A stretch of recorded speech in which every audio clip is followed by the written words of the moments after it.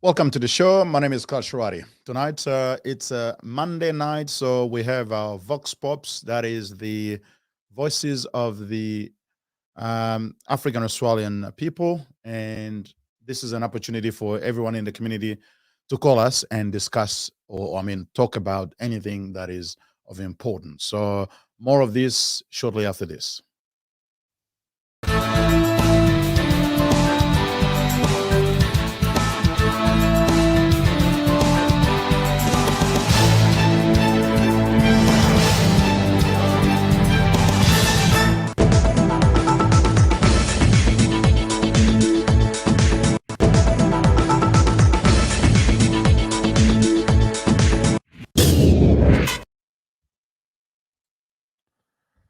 Thank you very much. On Monday nights, we take the opportunity to listen to the community about any topic of importance in relation to what is happening here in Australia, in Melbourne, in Victoria, everywhere around Australia. We know that there are many issues, and members of the African Australian community don't always have the opportunity to voice their opinions because access to main media is quite limited. From time to time, we get a good story in mainstream media. Most of the time, we get not so good stories, and that's just the way the game works.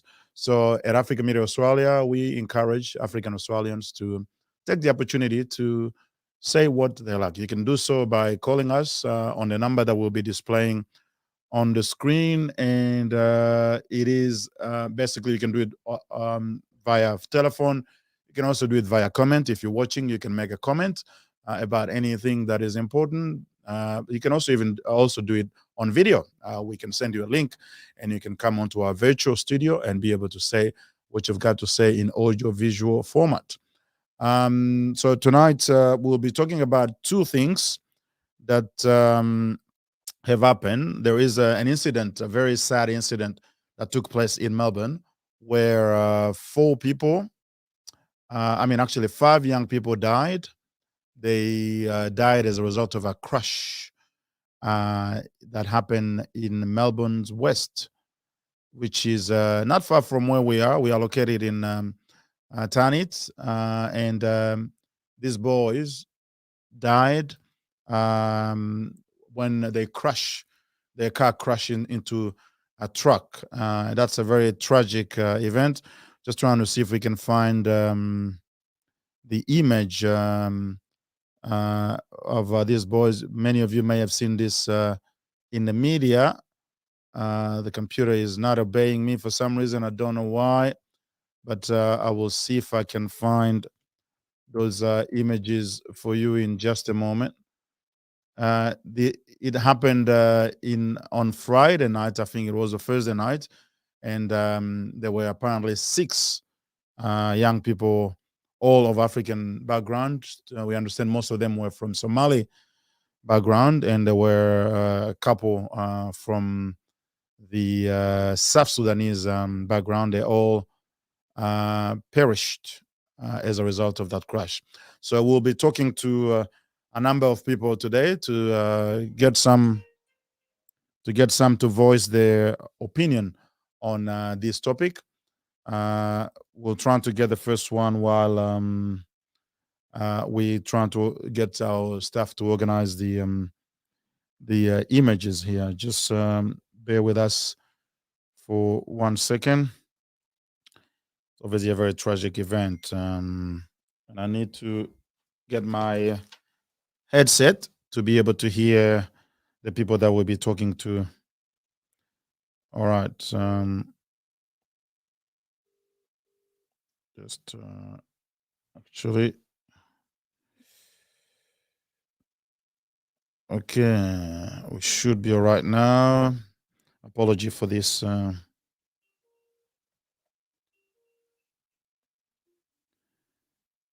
Okay, just a second.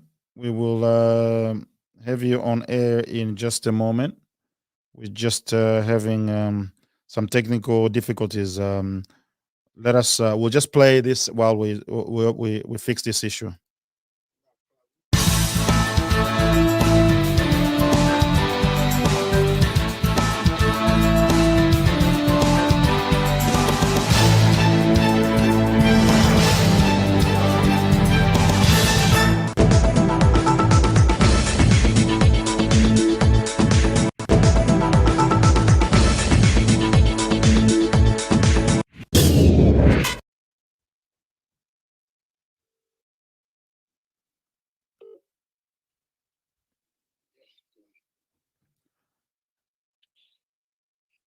Okay, we are back on air and just trying to organize our first conversation with Dr. Burhan, who will talk to us about this incident that took place in Melbourne. Dr. Burhan, are you there? Yes, I'm there. Okay. Please, obviously, you are aware of this incident that took place on Saturday. I mean, actually, it was on Thursday night, as I Yeah. understand it, where young people, there were 6 young people in a car Yes. crash, and 5 of them have perished. Absolutely. What can you tell us about this? Well, look, it's very tragic for the whole community, but imagine the family's trauma, waiting for their kids to come and Mm, looking forward.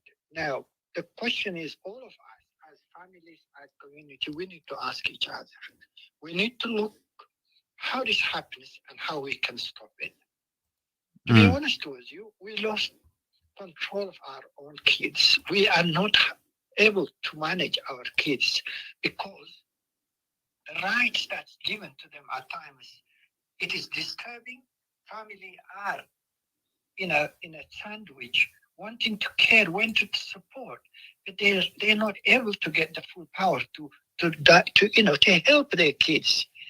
If they mm, tell, and I hear a lot of family telling me in my office, if they tell their kids go to school, if the kids say no, what the family do is they force them and they tell the police, and child protection and others get into it.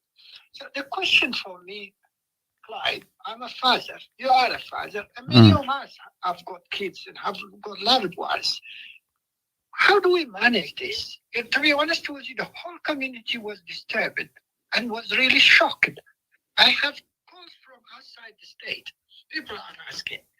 And I hear the family. In fact, there were some the mothers and some are cousins in that tragedy. Mm, mm. So the question is, look, first we need to, our condolences to the family, and we need to stand with them in this trying time.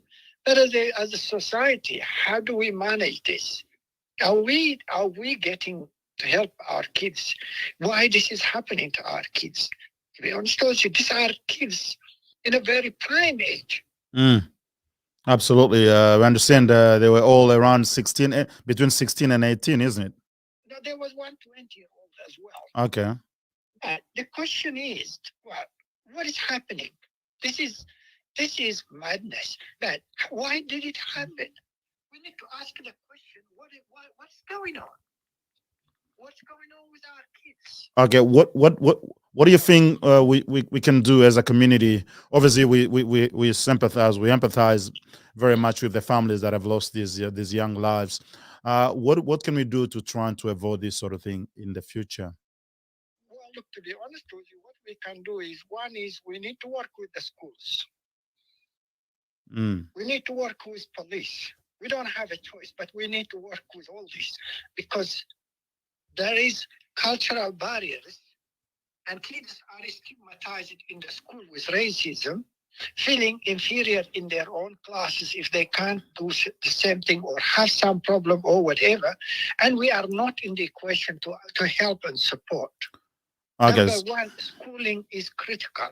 So you think these young boys was have sort of disconnected from the school system? Well, some are, but not all of them. Yeah. The question is, what I'm saying is, why they reached what they reached, why they're not responsible to what has happened, how did they end up? What I'm saying is, the question is, there is a problem, Mm, and as families, and I see main problem first at the school, I see. because the question of a child need to be supported at school.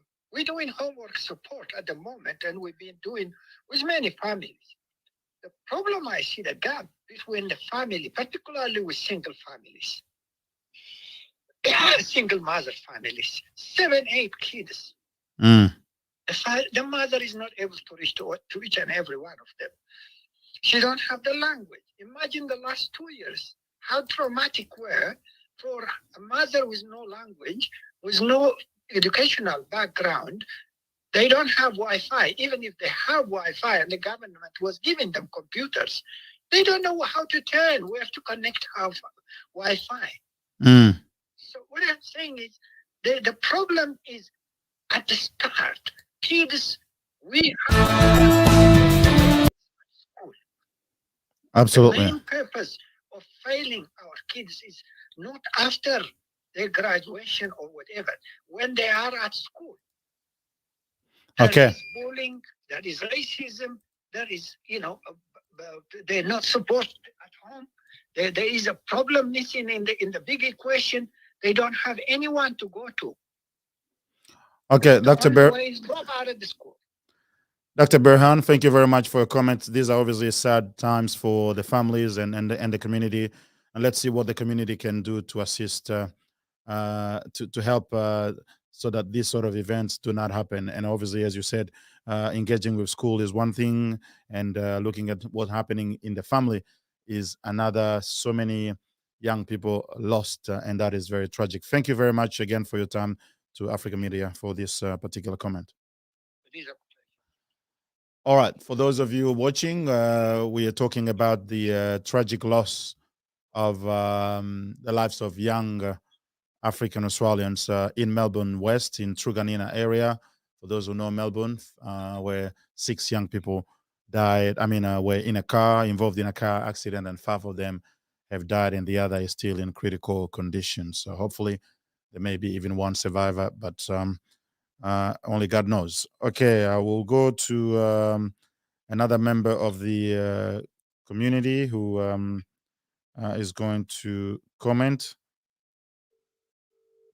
We're just having some connection issue with our Bluetooth, so I'm gonna have to do it just on speaker at this point. Good evening, Clive. Good evening, Andrew. How are you? Good. How are you? Good. Well, let us know what your thoughts about this tragic death of young people in Melbourne's West last weekend. Yeah, it's a tragic loss of young lives. Like Dr. Burhan just mentioned, I think that the whole of Melbourne is in crisis with the pandemic, and to have such a significant event, our community is very much shaken by this huge loss of young lives. And if any of the relative is listening, I'd just like to pass on my condolence to them and to the friends of these young people, schoolmates or sportmates or whoever has been connected to them as well. So it's it's a very difficult time, and you just feel for the family in times like this, and I hope the families know that we are thinking about them and are with them at times like this.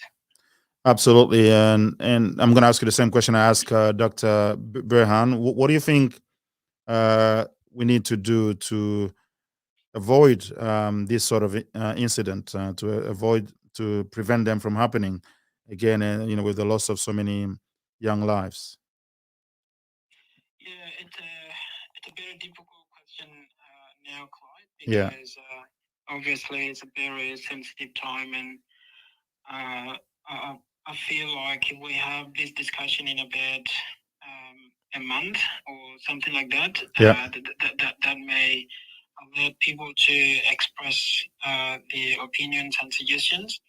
I think as a family, in situation like this, and anything that may be said may come across as insensitive, judging, or insensitive, and I think it's really the time for families to grieve, and also what I can say to the families and the community is that the best thing we can do to not forget these young people is to prevent the next loss of life, to prevent the next young life, and that's my message to the families and to the community, that we remember these young people by doing something about preventing the next young life.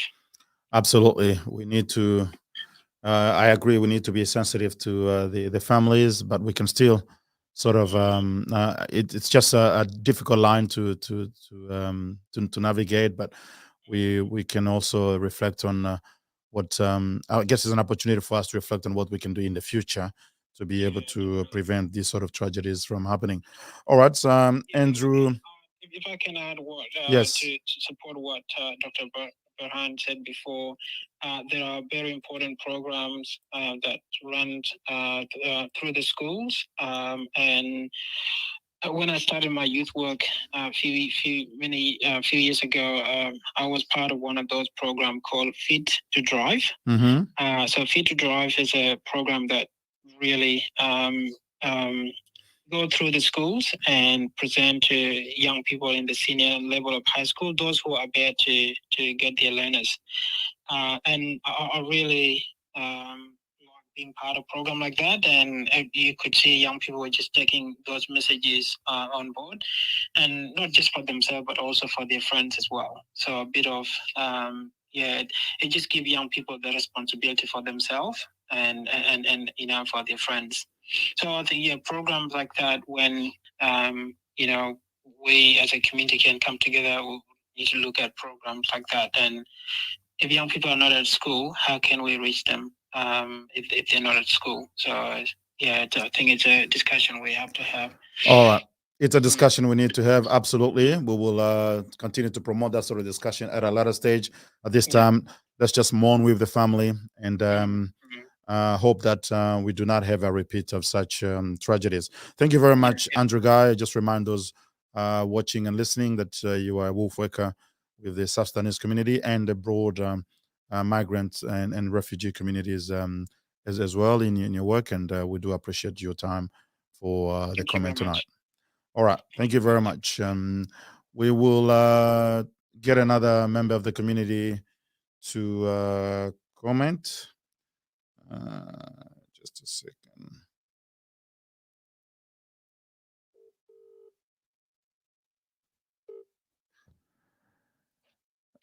Hello, James. Can you hear us? Yes. Hi, James. This is Clyde, obviously from Africa Media. We understand you want to make a comment in relation to the last crash that took the lives of many young people from African background in Melbourne's West. What have you got to say? It's not a comment, but just wanted to know, because there is no information for some of us who are community leaders, and because the investigation is not yet completed. Yeah. So I was just interested to know what you are actually doing and if there is any information that you've got, because I know the families are still in shock and nothing is happening. So I just wanted to know if you have any other information, being a media person of African background. No, we don't have any more than what has been published so far. All we know is obviously that the crash happened and 6 young people were in the car and 5 so far have perished. There's one that is still in critical conditions. The police is still investigating the whole thing, but early signs indicate that the young people lost control of their car, which ended up crashing onto the truck. That's pretty much the crux of it. There's not much more at this stage, so we're just taking comments from the community for people to sort of empathize or sympathize with the families, which obviously are mourning the loss of these young people at this stage, and perhaps also reflect on what we may need to do to avoid this sort of thing from happening in the future. That's pretty much it at this stage. Okay, I think it is a very, very unfortunate and very tragic situation, and I know my condolences to the families, and we are still in grief together with the families, and it is a shock for all African families. I think there is a need for African community leaders and organization to step up and really creating an awareness. I've been calling around and saying that I think the community need to step up and do something. So that's what I can say. And I think it's a very shock, and we cannot talk much on the current situation. Yeah. But to say that we are standing in solidarity with the families, and our condolences with the families. Absolutely. Our condolences to the families. Thanks very much, James, for taking the time to talk to us tonight. Thank you. Thank you. All right. Unfortunately, our time is limited. The Vox Pops goes for 30 minutes, and we have about 3 more minutes left. I see John Cole was also making the comment saying, yes, it's a sad and tragic event. May the deceased rest in peace. Yes, it can be difficult this sort of time to be able to say much in relation to these sort of strategies, because in relation to these tragedies, because the families are still mourning and there's not much information other than what has been published in the media about the cause of the crash, and we need to give the families the time to mourn at the same time as we take time to reflect how we can prevent, from a community level, we can prevent these sort of tragedies from happening. Obviously, we know that our young people, there are issues that affect young people in our communities. Some of them are being disengaged from school, and when they are, it becomes easy for them to go into all sorts of things.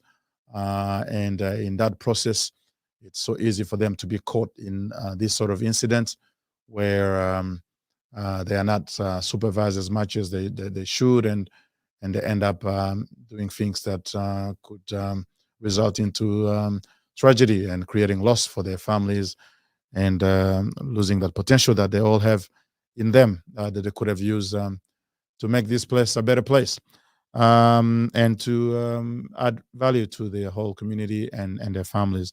So we will try to organize some discussions at a later stage to see what can be done. Andrew Guy, for example, mentioned some of the programs that he came across, which may help to engage more young people, because all these young people from 16 to 20, they should either be at school or uh, or engage in some sort of really useful activities, and not be able to engage in things that could put their life in danger. But these are unavoidable things. Even those engaged in school can still take a car and drive, and some of them may not have been even licensed to drive. But young people tend to be quite excited to do some of these things. That's just the nature of life, and it's very difficult to prevent this 100%. So we will stop here. This is the end of the Vox Pop, but we have another section that is starting shortly in just about 5 minutes, where we will have news and humor with Vincent Chaka, who is a comedian, and will be talking to us, giving us his humoristic perspective on the news. That's also coming up from 9:20 in just about 5 minutes. You can stay on Africa Media Australia, and you'll be able to, if you're already connected to our Facebook page and our YouTube channel, make sure you click the notification button, because it means you're going to be updated. Notified automatically when we publish. When we publish, instead of you having to go onto our page, you will get that notification, and you just matter of clicking, and you'll be able to watch what we're doing. So this program will stop here at this point, and the next one start at 9:20 in just about 4 minutes for news and humor with Vincent Chaka. Also, when you go on our YouTube page, which is www.youtube.com/Africa Media OZ.